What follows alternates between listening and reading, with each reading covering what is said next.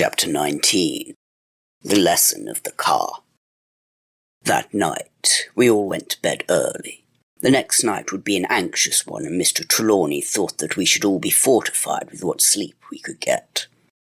The day, too, would be full of work. Everything in connection with the great experiment would have to be gone over, so that at the last we might not fail from any unthought or flaw in our working. We made, of course, arrangements for summoning aid in case such should be needed, but I do not think that any of us had any real apprehension of danger. Certainly we had no fear of such danger from violence as we had had to guard against in London during Mr. Trelawney's long trance. For my own part, I felt a strange sense of relief in the matter. I had accepted Mr. Trelawney's reasoning that if the Queen were indeed such as we surmised, such as indeed we now took for granted, there would not be any opposition on her part, for we were carrying out her own wishes to the very last. So far I was at ease, far more at ease than earlier in the day I should have thought possible, but there were other sources of trouble which I could not blot out from my mind. Chief amongst them was Margaret's strange condition. If it was indeed that she had in her own person a dual existence, what might happen when the two existences became one? Again, and again, and again, I turned this matter over in my mind till I could have shrieked out in nervous anxiety. It was no consolation to me to remember that Margaret was herself satisfied, and her father acquiescent. Love is, after all, a selfish thing, and it throws a black shadow on anything between which and the light it stands. I seemed to hear the hands go round the dial of the clock. I saw darkness turn to gloom and gloom to grey, and grey to light without pause or hindrance to the succession of my miserable feelings. At last, when it was decently possible without the fear of disturbing others, I got up. I crept along the passage to find if all was well with the others, for we had arranged that the door of each of our rooms should be left slightly open so that any sound of disturbance would be easily and distinctly heard. One and all slept. I could hear the regular breathing of each, and my heart rejoiced that this miserable night of anxiety was safely past. As I knelt in my own room in a burst of thankful prayer, I knew in the depths of my own heart the measure of my fear. I found my way out of the house, and went down to the water by the long stairway cut in the rock. A swim in the cool, bright sea braced my nerves and made me my old self again. As I came back to the top of the steps, I could see the bright sunlight rising from behind me, turning the rocks across the bay to glittering gold. And yet I felt somehow disturbed. It was all too bright, as it sometimes is before the coming of a storm. As I paused to watch it, I felt a soft hand on my shoulder and, turning, found Margaret close to me. Margaret as bright and radiant as the morning glory of the sun. It was my own Margaret this time, my old Margaret without alloy of any other, and I felt that, at least, this last and fatal day was well begun. But alas, the joy did not last. When we got back to the house from a stroll around the cliffs, the same old routine of yesterday was resumed. Gloom and anxiety, hope, high spirits, deep depression, and apathetic aloofness. But it was to be a day of work, and we all braced ourselves to it with an energy which wrought its own salvation.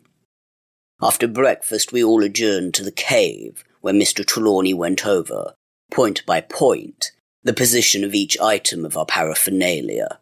He explained as he went on why each piece was so placed. He had with him the great rolls of paper with the measured plans, and the signs and drawings which he had made from his own and Corbeck's rough notes.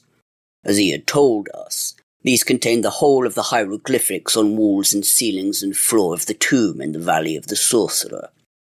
Even had not the measurements, made to scale, recorded the position of each piece of furniture, we could have eventually placed them by a study of the cryptic writings and symbols. Mr. Trelawney explained to us certain other things not laid down on the chart, such as, for instance, that the hollowed part of the table was exactly fitted to the bottom of the magic coffer, which was therefore intended to be placed on it. The respective legs of this table were indicated by differently shaped uraei outlined on the floor, the head of each being extended in the direction of the similar uraeus twined round the leg. Also, that the mummy, when laid on the raised platform in the bottom of the sarcophagus, seemingly made to fit the form, would lie head to the west and feet to the east, thus receiving the natural earth currents. "If this be intended," he said, "as I presume it is, I gather that the force to be used has something to do with magnetism or electricity, or both. It may be, of course, that some other force, such, for instance, as that emanating from radium, is to be employed. I have experimented with the latter, but only in such small quantity as I could obtain. But so far as I can ascertain, the stone of the coffer is absolutely impervious to its influence. There must be some unsusceptible substances in nature. Radium does not seemingly manifest itself when distributed through pitchblende, and there are doubtless other such substances in which it can be imprisoned. Possibly these may belong to that class of inert elements discovered or isolated by Sir William Ramsay. It is therefore possible that this coffer, made from an aerolite and therefore perhaps containing some element unknown in our world, maybe contains some mighty power which is to be released on its opening."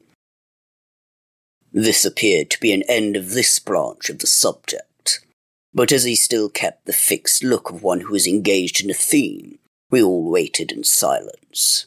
After a pause, he went on. "There is one thing which has up to now, I confess, puzzled me.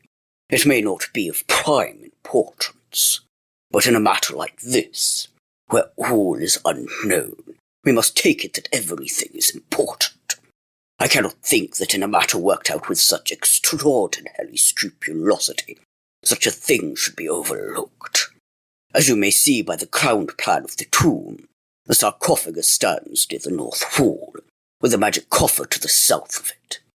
The space covered by the former is left quite bare of the symbol, or ornamentation of any kind. At the first glance, this would seem to imply that the drawings had been made after the sarcophagus had been put into its place. But a more minute examination will show that the symbolization on the floor is so arranged that a definite effect is produced. See, here the writings run in correct order, as though they had jumped across the gap. It is only from certain effects that it becomes clear that there is a meaning of some kind. What that meaning may be is what we want to know. Look at the top and bottom of the vacant space, which lies west and east corresponding to the head and foot of the sarcophagus. In both are symbols of the same symbolization, but so arranged that the parts of each one of them are integral portions of some other writing running crosswise. It is only when we get a coup d'oeil from either the head or the foot that you recognize that there are symbolizations. See? They are in triplicate at the corners and the center of both top and bottom. In every case there is a sun cut in half by the line of the sarcophagus, as by the horizon. Close behind each of these and faced away from it, as though in some way dependent on it, is the vase which in hieroglyphic writing symbolizes the heart. Up, the Egyptians called it. Beyond each of these again is the figure of a pair of widespread arms turned upwards from the elbow. This is the determinative of the ka, or double, but its relative position is different at top and bottom. At the head of the sarcophagus, the top of the ka is turned towards the mouth of the vase, but at the foot the extended arms point away from it. The symbolization seems to mean that during the passing of the sun, from west to east, from sunset to sunrise, or through the underworld, otherwise night, the heart, which is material even in the tomb and cannot leave it, simply revolves, so that it can always rest on Ra, the sun god, the origin of all good, but that the double, which represents the active principle, goes whither it will, the same by night as by day. If this be correct, it is a warning, a caution, a reminder that the consciousness of the mummy does not rest, but is to be reckoned with. Or it may be intended to convey that after the particular night of the resurrection, the car would leave the hut altogether, thus typifying that in her resurrection, the queen would be restored to a lower and purely physical existence. In such case, what would become of her memory and the experiences of her wide wandering soul? The chiefest value of her resurrection would be lost to the world. This, however, does not alarm me. It is only guesswork after all, and is contradictory to the intellectual belief of the Egyptian theology that the car is an essential portion of humanity. He paused, and we all waited. The silence was broken by Dr. Winchester. But would not all this imply that the Queen feared intrusion of her tomb? Mr. Trelawney smiled as he answered, "My dear sir, she was prepared for it. The grave robber is no modern application of endeavour. It was probably known in the Queen's own dynasty. Not only was she prepared for intrusion, but, as shown in several ways, she expected it. The hiding of the lamps in the serdab, and the institution of the avenging treasurer, shows that there was defence, positive as well as negative. Indeed, from the many indications afforded in the clues laid out with the most consummate thought, we may almost gather that she entertained it as a possibility that others, like ourselves for instance, might in all seriousness undertake the work which she had made ready for her own hands, when the time should have come. This very matter that I have been speaking of is an instance. The clue is intended for seeing eyes." Again we were silent. It was Margaret who spoke. "Father, may I have that chart? I should like to study it during the day." "Certainly, my dear," answered Mr. Trelawney heartily as he handed it to her. He resumed his instructions in a different tone, a more matter-of-fact one suitable to a practical theme which had no mystery about it. "I think you had better all understand the working of the electric light, in case any sudden contingency should arise. I dare say you have noticed that we have a complete supply in every part of the house, so that there need not be a dark corner anywhere.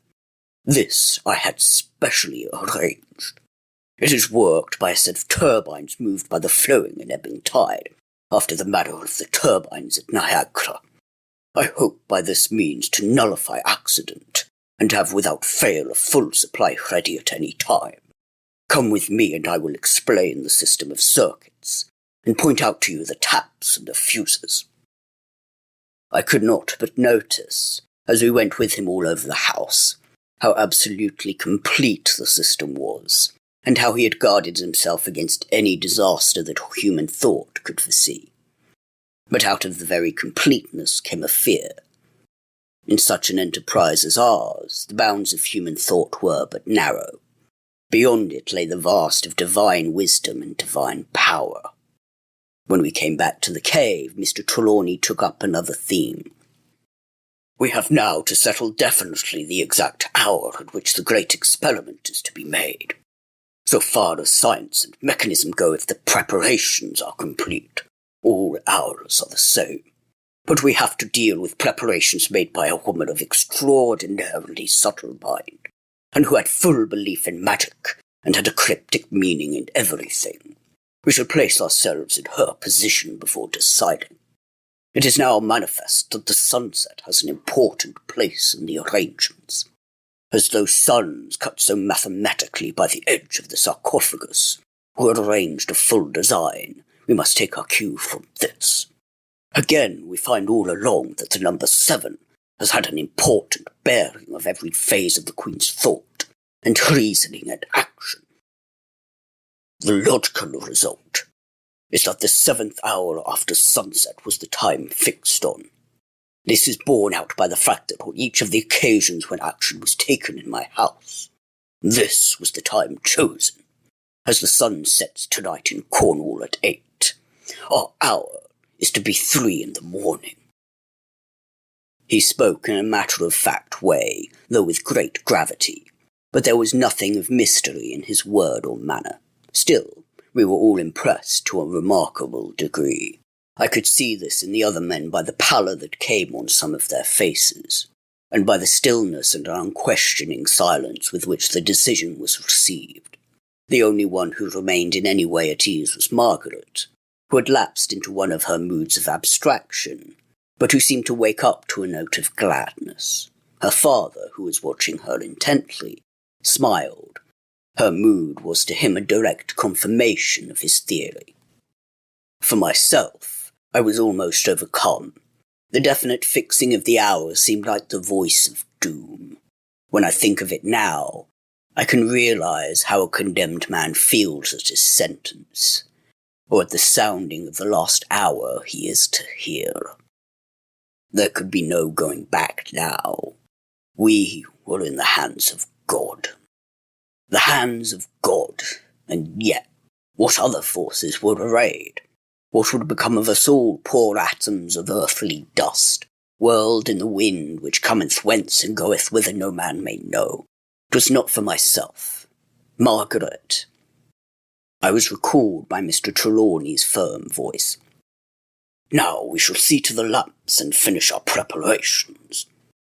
Accordingly, we set to work and under his supervision made ready the Egyptian lamps, seeing that they were well filled with cedar oil, and that the wicks were adjusted and in good order. We lighted and tested them one by one, and left them ready so that they would light at once and evenly. When this was done, we had a general look round, and fixed in all readiness for our work at night. All this had taken time, and we were, I think, all surprised when as we emerged from the cave we heard the great clock in the hall chime 4.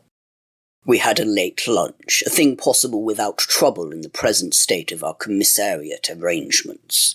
After it, by Mr. Trelawney's advice, we separated, each to prepare in our own way for the strain of the coming night. Margaret looked pale and somewhat overwrought, so I advised her to lie down and try to sleep. She promised me that she would. The abstraction which had been upon her fitfully all day lifted for the time. With all her old sweetness and loving delicacy, she kissed me good-bye for the present. With the sense of happiness which this gave me, I went out for a walk on the cliffs. I did not want to think, and I had an instinctive feeling that fresh air and God's sunlight, and the myriad beauties of the works of his hand would be the best preparation of fortitude for what was to come. When I got back, all the party were assembling for a late tea. Coming fresh from the exhilaration of nature, it struck me as almost cosmic that we, who were nearing the end of the so strange, almost monstrous undertaking, should be yet bound by the needs and habits of our lives. All the men of the party were grave. The time of seclusion, even if it had given them rest, had also given opportunity for thought. Margaret was bright, almost buoyant, but I missed about her something of her usual spontaneity. Towards myself there was a shadowy air of reserve which brought back something of my suspicion. When tea was over, she went out of the room, but returned in a minute with a roll of drawing which she had taken with her earlier in the day. Coming close to Mr. Trelawney, she said, "Father, I've been carefully considering what you said today about the hidden meaning of those suns and hearts and cars, and I have been examining the drawings again." "And with what result, my child?" asked Mr. Trelawney eagerly. "There is another reading possible." "And that?"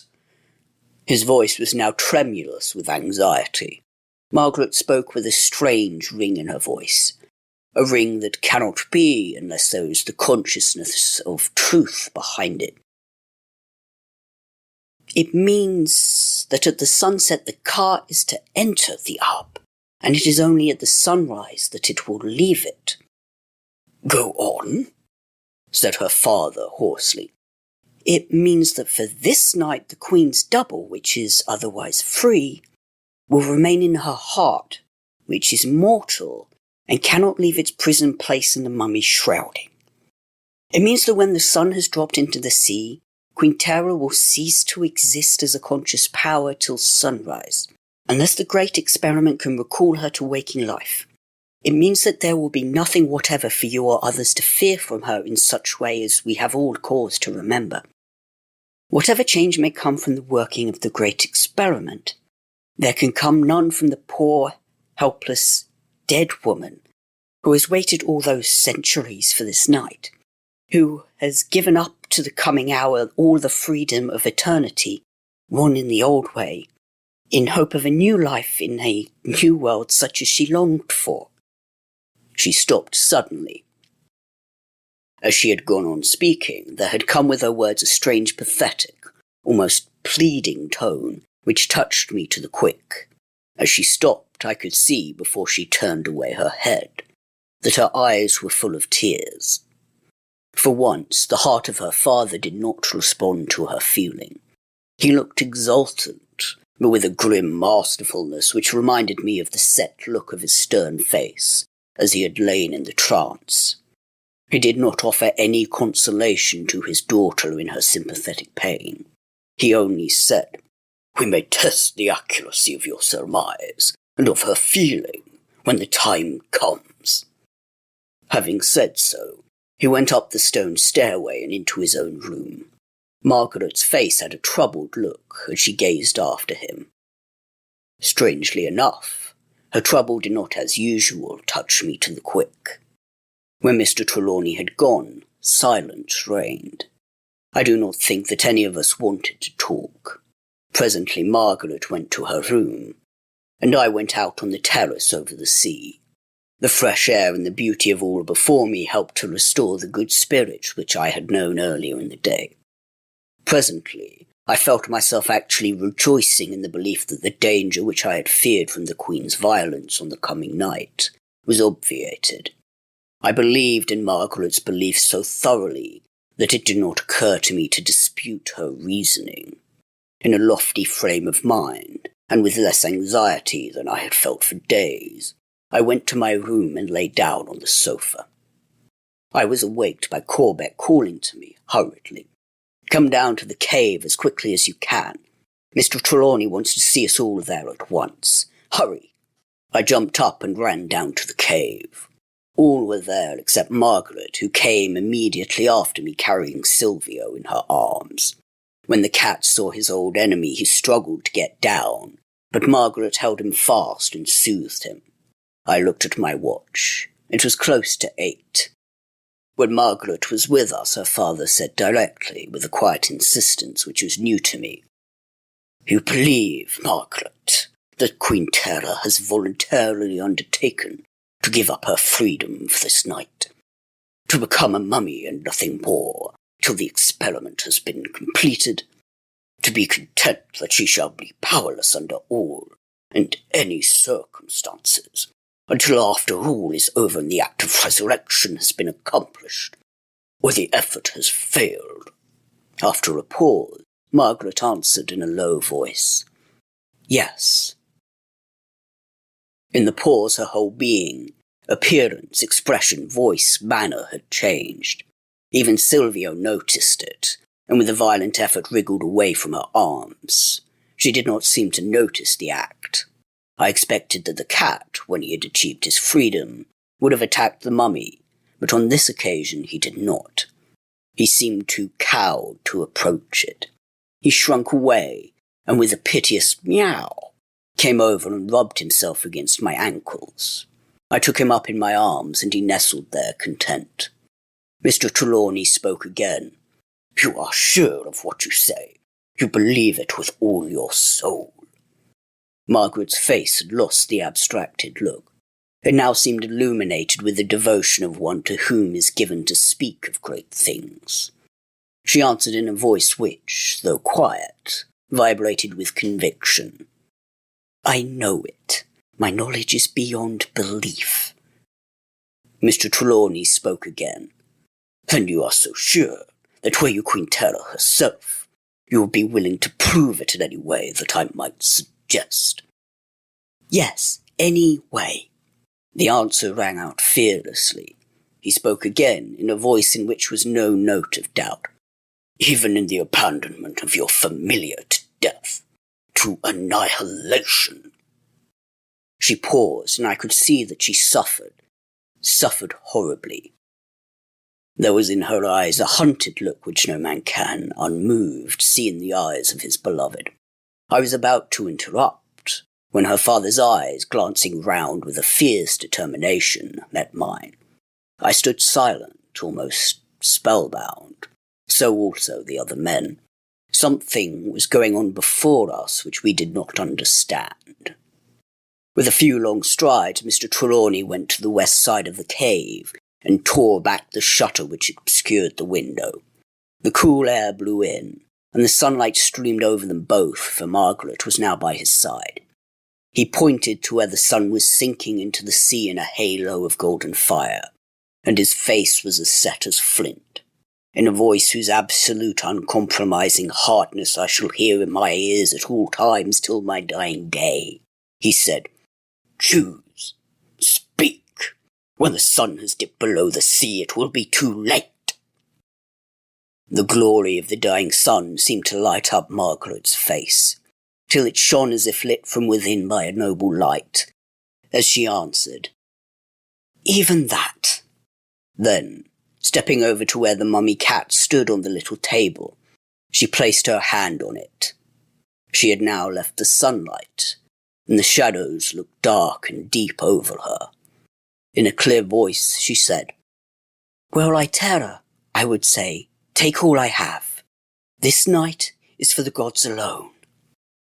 As she spoke, the sun dipped, and the cold shadow suddenly fell on us. We all stood still for a while. Silvio jumped from my arms and ran over to his mistress, rearing himself up against her dress as if asking to be lifted. He took no notice whatever of the mummy now. Margaret was glorious with all her wonted sweetness as she said sadly, "The sun is down, father. Shall any of us see it again? The night of nights is come."